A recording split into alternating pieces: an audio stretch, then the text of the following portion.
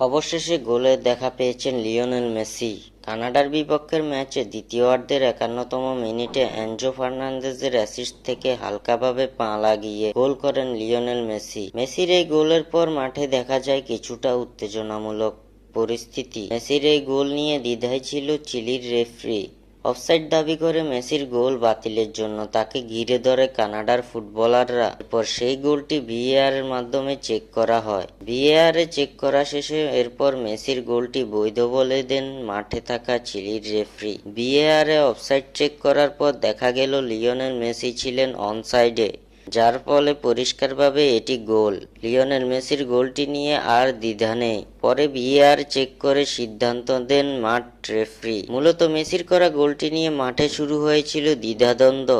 পরে সেটি মীমাংসা হয়েছে ভিএআর চেকের মধ্য দিয়ে, যার ফলে গোল করার মধ্য দিয়ে আর্জেন্টিনার স্কোরলাইন ২-০-তে পরিণত করেছিলেন লিওনেল মেসি। লম্বা সময় গোলের দেখা না পাওয়া মেসি সেমিফাইনালে এসে পেলেন গোলের দেখা।